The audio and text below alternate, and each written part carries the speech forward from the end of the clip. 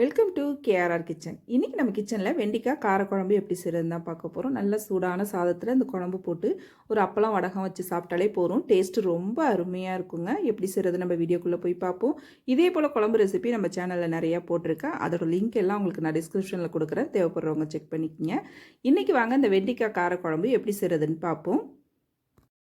அதுக்கு முன்னாடி நம்ம சேனல் இப்போ தான் ஃபஸ்ட் டைம் பார்க்குறீங்கன்னா சப்ஸ்கிரைப் பண்ணி வச்சுக்கோங்க. கூடவே பெல் சிம்பல் ப்ரெஸ் பண்ணி ஆளுங்கிற ஆப்ஷனையும் ப்ரெஸ் பண்ணி வச்சுக்கோங்க.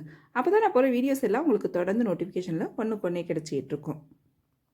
இப்போ குழம்பு செய்கிறதுக்கு அடுப்பில் ஒரு கடாய் வச்சுருக்கேன். ஒரு 2 டேபிள் ஸ்பூன் அளவுக்கு நல்லெண்ணெய் சேர்த்துக்குங்க. நல்லெண்ணெயில் தாளிப்பு கொடுக்கும்போது தான் காரக்குழம்புலாம் டேஸ்ட்டு ரொம்ப அருமையாக இருக்கும்.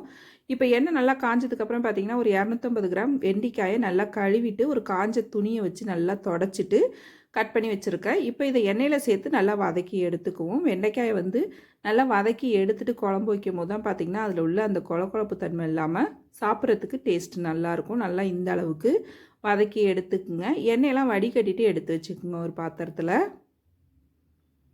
இப்போ திரும்பவும் அதே எண்ணெயில் நம்ம தாளிப்பு கொடுத்துக்கலாம். எக்ஸ்ட்ரா எண்ணெயெல்லாம் எதுவும் நம்ம சேர்க்க வேணாம்.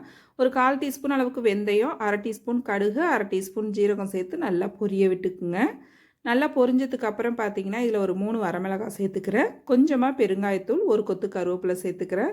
இதில் பார்த்தீங்கன்னா நல்லா ஒரு கைப்பிடி அளவுக்கு பூண்டு சேர்த்துக்குங்க. சேர்த்து இப்போ நல்லா வதக்கி விட்டுக்குவோம். இது கூடவே ஒரு 15 சின்ன வெங்காயம் சேர்த்து இப்போ வெங்காயம் பூண்டு பார்த்திங்கன்னா நல்லா வதங்கி வரணும். நல்லா வதக்கி விட்டுக்குவோம். இப்போ வெங்காயம் பூண்டும் பார்த்திங்கன்னா இந்த அளவு வதங்கினதுக்கு அப்புறம் 2 தக்காளி பழம் அரைச்சி வச்சுருக்கேன். அதை இதில் சேர்த்துக்கிறேன். மீடியம் சைஸில் 2 தக்காளி எடுத்துக்கிட்டிங்கன்னா கரெக்டாக இருக்கும். இப்போ தக்காளி பழம் சேர்த்து இது நல்லா வதங்கி எண்ணெய் பிரிஞ்சு வரணும். அது வரைக்கும் நல்லா வதக்கி எடுத்துக்கங்க. இப்போ பார்த்தாலே தெரியும் நல்லா வதங்கி வந்திருக்கு பாருங்கள். இதுக்கப்புறம் இதில் ஒரு 1/2 டீஸ்பூன் மஞ்சத்தூள், 3 டீஸ்பூன் அளவுக்கு நான் குழம்பு மிளகாத்தூள் சேர்த்துக்கிறேன். உங்கள்கிட்ட குழம்பு மிளகாத்தூள் இல்லைன்னா மல்லித்தூள், தனி மிளகாத்தூள் 2த்தையும் சேர்த்துக்குங்க. அப்புறம் இதிலே பார்த்திங்கன்னா ஒரு 1/2 டீஸ்பூன் ஜீரகம், 1/2 டீஸ்பூன் மிளகுத்தூள், குழம்புக்கு தேவையான அளவு உப்பு சேர்த்து லைட்டாக ஒரு 2 செகண்டுக்கு வதக்கி விட்டுக்குங்க. சின்ன லெமன் சைஸ் புளி எடுத்து கரைச்சி வச்சுருக்கேன். அந்த தண்ணியை இப்போ நம்ம வடிகட்டிட்டு சேர்த்துக்குவோம். இது கூடவே இன்னமும் கொஞ்சம் தண்ணி சேர்த்து குழம்பு எந்த பக்குவத்துக்கு வேணுமோ அதுக்கு தகுந்த அளவு கலந்து எடுத்துக்குவோம். இந்த அளவு குழம்பு பார்த்திங்கன்னா நம்ம 4 பேர் சாப்பிட்றதுக்கு கரெக்டாக இருக்கும். 4லேருந்து 5 பேர் சாப்பிட்லாம். இப்போ இது நல்லா ஒரு கொதி வரணும். நல்லா இந்த அளவு கொதித்து வரட்டும். இதிலே 1 டீஸ்பூன் அளவுக்கு நாட்டு சர்க்கரை சேர்த்துக்கிறேன். அதுக்கப்புறம் கொதி வந்ததுக்கப்புறம் தான் நம்ம வதக்கி வச்சுருக்க வெண்டைக்காயை சேர்த்துக்கணும். சேர்த்துட்டு நல்லா கலந்து விட்டுக்குங்க. உப்பு காரம் எல்லாம் போதுமானு பார்த்துக்குங்க. தேவைன்னா இந்த ஸ்டேஜில் சேர்த்துட்டு ஒரு மூடி போட்டு நல்லா ஒரு 10 நிமிஷத்துக்கு கொதிக்க விடுங்க. அடுப்பு மீடியம் ஃப்ளேமில் வச்சுக்குங்க. இப்போ பாருங்கள் குழம்பு கொதித்து நல்லா எண்ணெய் பிரிஞ்சு வந்திருக்கு பாருங்கள். குழம்பு நல்லா திக்காகி வந்திருக்கு பாருங்கள். இது வரைக்கும் நல்லா கொதிக்க வச்சு எடுத்துக்கணும். அப்போ தான் குழம்போட டேஸ்ட்டு நல்லா அருமையாக இருக்கும். இதுலேயே உங்களுக்கு விருப்பம்னா தேங்காய் பால் கூட சேர்த்து கொஞ்சம் கொதிக்க விடலாம். அது இன்னுமே டேஸ்ட் நல்லாயிருக்கும். நான் இன்றைக்கி சேர்க்கலை.